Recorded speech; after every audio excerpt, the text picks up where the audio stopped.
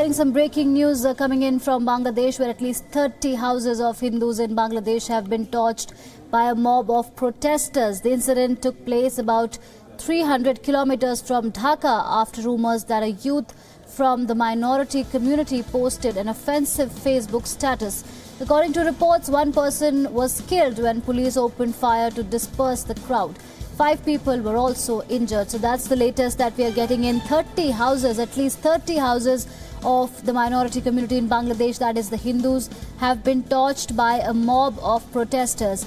The incident took place about 300 kilometers from Dhaka, that is Bangladesh capital, after rumors that a youth from the minority community posted an offensive Facebook status.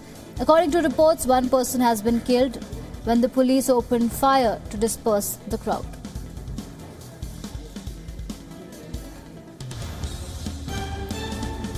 So that's the latest disturbing piece of information coming in from Bangladesh. At least 30 houses of Hindus have been torched in Bangladesh capital Dhaka, after allegedly a youth belonging to the minority community posted something offensive on Facebook, following which the protesters set 30 houses on fire.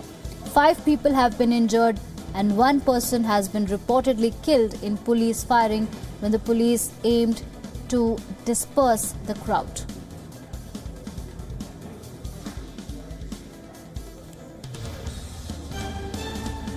We're waiting for more details on this. So the information that we have and what we can tell you, what we know so far is 30 houses of Hindus, at least the number is yet to be verified, at least 30 houses of Hindus in Bangladesh have been torched by a mob.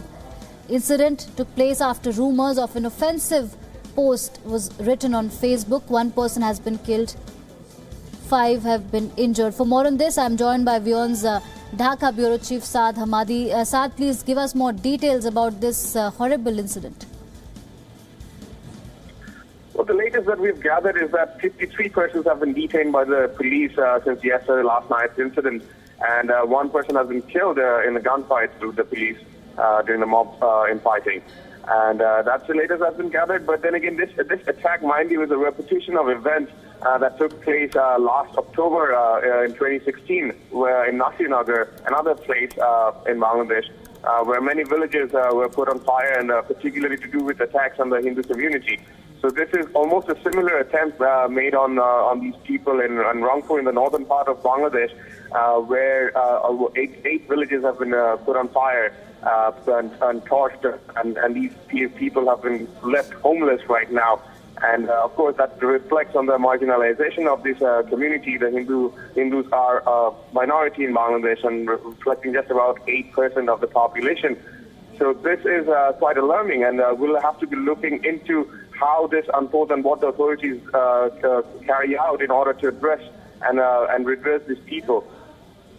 Right. Saad, any more details, like you're speaking about this offensive post that went on Facebook and apparently enraged these protesters? Any more details about this person whose alleged post created this uproar?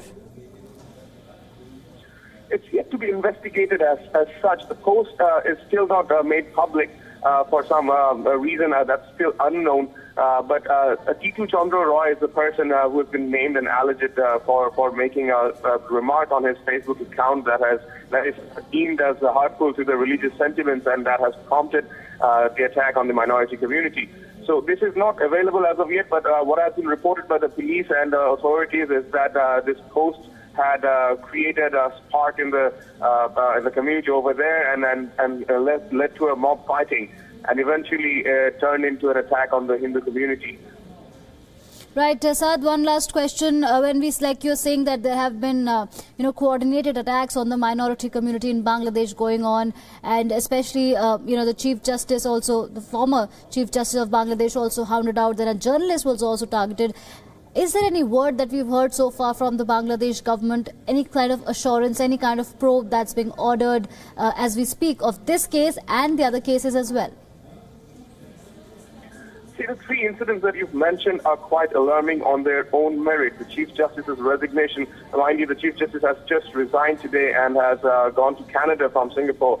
That while that is alarming on the political front and the democracy in Bangladesh and also the independence of the judiciary, the disappearance of Utpal Das, a journalist from the Hindu background, Hindu faith, is a different case because many disappearances are taking place in Bangladesh, and these are said to be mysterious disappearances that is aimed at targeting those who are voicing against people at the helm of power. Contrary to the attack that took place just last night on the Hindu villages is a marginalized community and an attack directly on this minority group. The Hindu community I've spoken to has said that there's been plenty of development for the Hindus, particularly during the time of this government of the last 4 or 5 years.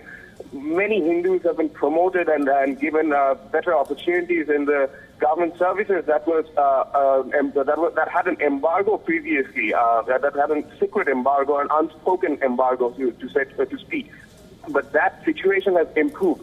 Having said that, this particular attack that we're talking now is still alarming, and that marginalization continues to be so.